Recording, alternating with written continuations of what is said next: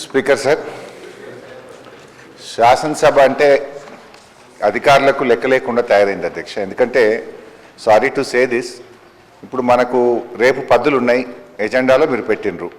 ఇప్పటి వరకు ఈ నిమిషానికి కూడా టూరిజం, ఆర్ట్స్ అండ్ కల్చర్ పద్దుల బుక్కులు ఇంతవరకు రాలేదు. Number 1. Number 2, sports and youth services books ఇంతవరకు రాలేదు. నంబర్ 3, మైనార్టీ వెల్ఫేర్ పద్దులు ఇంతవరకు అక్కడ పెట్టలేదు. అంటే మీరు ఇప్పటిదాకా బుక్కులే ఇవ్వకపోతే మెంబర్స్ ఎప్పుడు చదువుకుంటారు, రేపు పద్దుల మీద ఎట్లా మాట్లాడతారు? మీరు సాయంత్రం 5 గంటల వరకు కట్ మోషన్ సబ్మిట్ చేయాలని అన్నారు.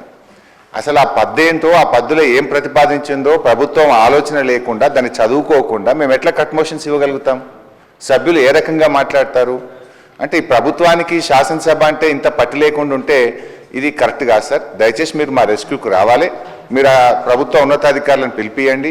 ఇది శాసనం నడిపే పద్ధతి అయితే కాదు అధ్యక్ష.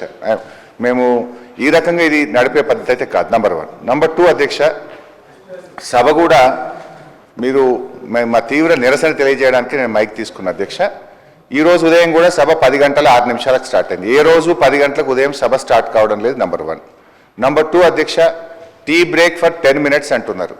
మొన్న ముఖ్యమంత్రి గారు ఢిల్లీకి వెళ్ళి రావాలని 4 గంటలు హౌజు 10 minutes టీ బ్రేక్ అని 4 గంటలు సభ మళ్ళీ బెల్లు కొట్టలేదు, సభ స్టార్ట్ కాలేదు. నిన్న ఆ రోజు ముఖ్యమంత్రి గారు అంతసేపు మాట్లాడినాక మా క్లారిఫికేషన్ కూడా ఇవ్వకుండా మేము 4-5 గంటలు ఇక్కడ కూర్చొని పేషెంట్గా ఉండి ముఖ్యమంత్రి గారి సమాధానం విని క్లారిఫికేషన్ అడిగితే కూడా మాకు ఇవ్వకపోతే మేము ఎందుకు కూర్చోవాలి ఈ సభలో, మాకు అయితే అర్థమవుతలేదు.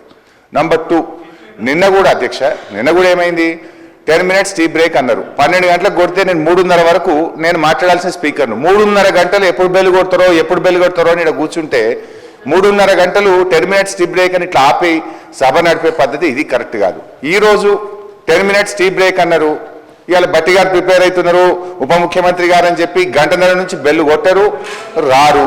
మరి 10 నిమిషాలు టీ బ్రేక్ అని 1:30 సేపు ఈ సభను ఇష్టారాజ్యంగా నడిపే పద్ధతి కరెక్ట్ కాదు. ఇట్లా మీరు సమయపాలన పాటించకపోవడం కానీ, ఇప్పటి వరకు పద్దులకు సంబంధించినటువంటి పుస్తకాలు రాకపోవడం కానీ, అదేవిధంగా మాకు బుక్స్ కూడా ఇవ్వకపోవడం, క్లారిఫికేషన్స్కి ఇవ్వకపోవడం వల్ల ఈరోజు బట్టి గారి రిప్లైని బీఆర్ఎస్ పార్టీ తీవ్ర నిరసన తెలియజేస్తూ ఈ సభ నడుపుతున్న తీరుకు మాకు మా క్లారిఫికేషన్స్కి అవకాశం మన ముఖ్యమంత్రి గారు గవర్నర్ ప్రసంగం సందర్భంగా ఇవ్వనందుకు, సమయానికి బుక్స్ ఇవ్వనందుకు మా నిరసన తెలియజేస్తూ ఈరోజు మేము బట్టి గారి రిప్లైని వాకౌట్ చేస్తున్నాం.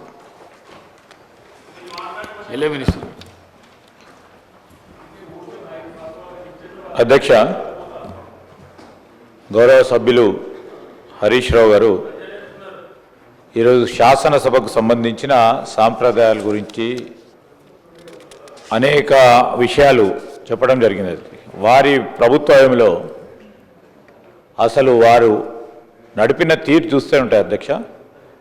పార్టీ ఆఫీసును నడిపినట్టు నడిపినారు అధ్యక్ష. వారు